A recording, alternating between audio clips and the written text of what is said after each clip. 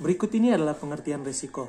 Pengertian risiko dalam kaitan dengan asuransi dapat dirumuskan sebagai berikut. Risiko adalah suatu keadaan yang tidak pasti. Ketidakpastian yang dominan adalah ketidakpastian akan selalu dihadapi semua manusia dalam seluruh aktivitas kehidupannya, baik kehidupan pribadi personal maupun kegiatan usaha atau bisnis. Ketidakpastian yang dominan adalah ketidakpastian akan terjadinya peristiwa dan ketidakpastian akan dialaminya kerugian.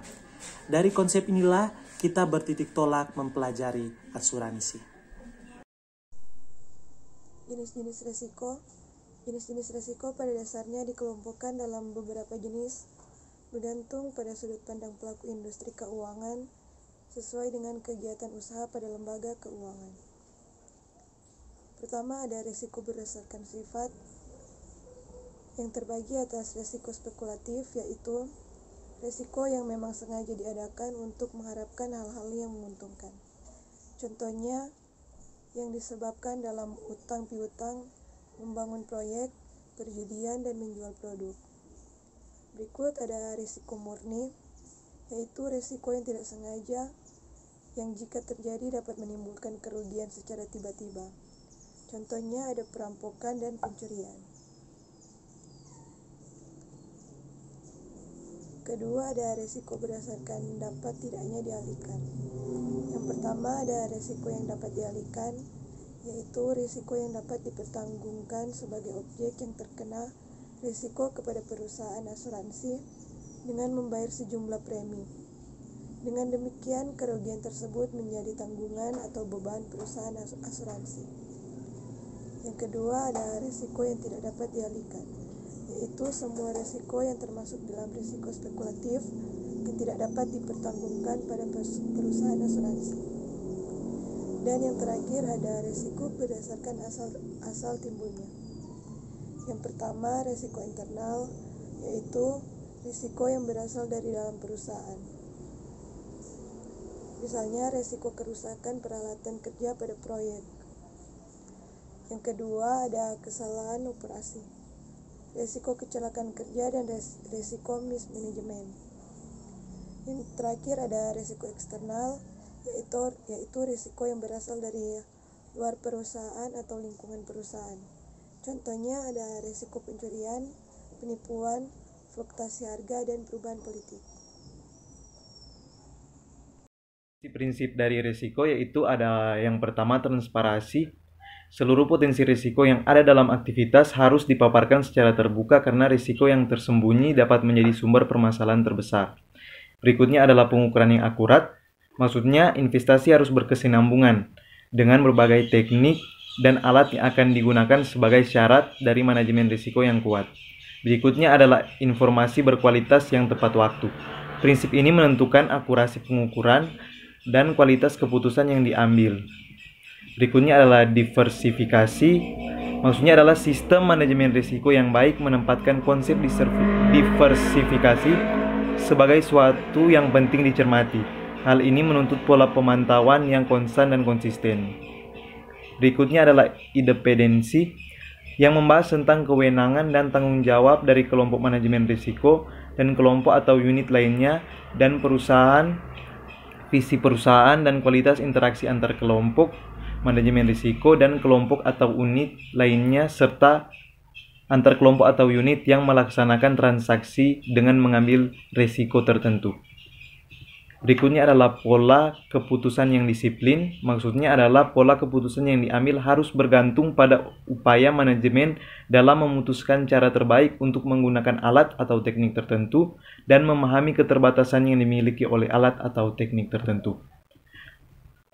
Yang terakhir adalah kebijakan, yaitu mensyaratkan bahwa tujuan dan strategi manajemen risiko suatu perusahaan harus dirumuskan dalam sebuah polisai, manual dan prosedur yang jelas.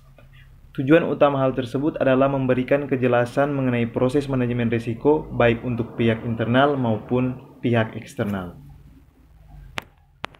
Selanjutnya kita masuk dalam klasifikasi manajemen risiko.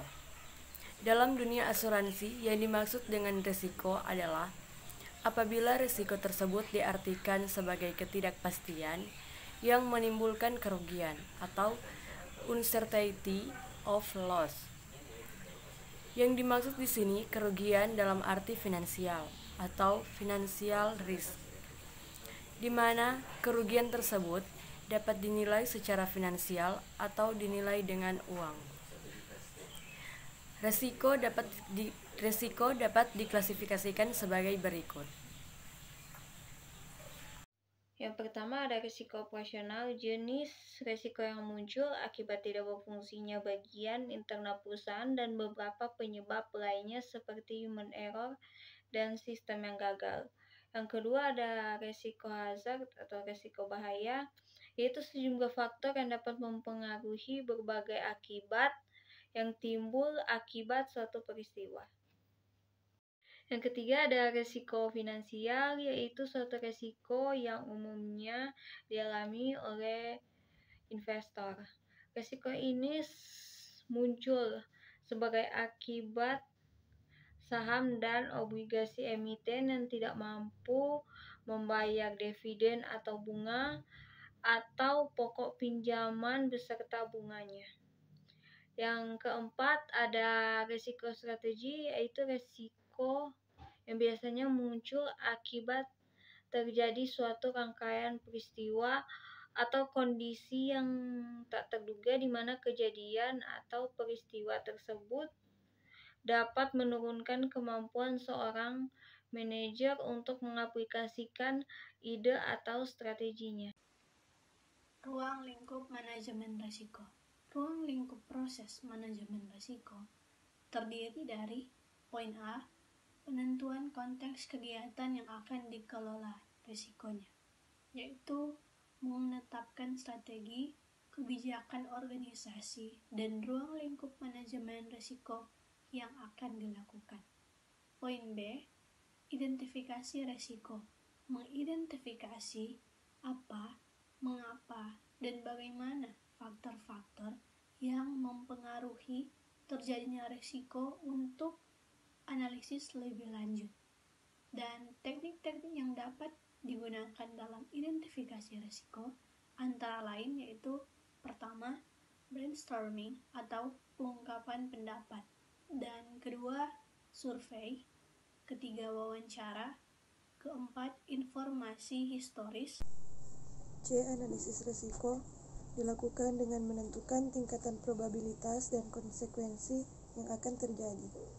Kemudian ditentukan tingkatan risiko yang ada dengan mengalihkan kedua variabel tersebut, probabilitas dan konsekuensi. D. Evaluasi risiko. Evaluasi risiko adalah membandingkan tingkat risiko yang telah dihitung pada tahapan analisis risiko dengan kriteria standar yang digunakan. Hasil evaluasi risiko adalah 1. Gambaran tentang seberapa penting risiko yang ada. Kedua, gambaran tentang prioritas risiko yang perlu ditanggulangi. Ketiga, gambaran tentang kerugian yang mungkin terjadi, baik dalam parameter biaya ataupun parameter lainnya.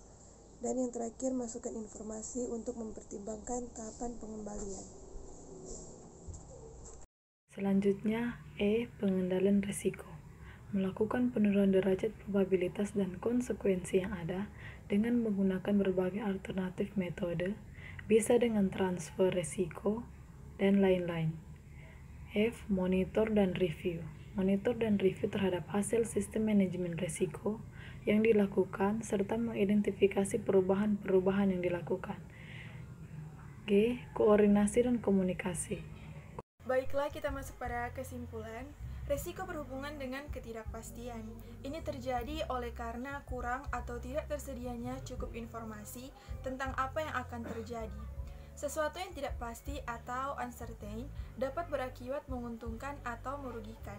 Sehingga kita perlu tahu mengenai konsep risiko agar dapat memperkirakan kemungkinan yang disebabkan oleh risiko.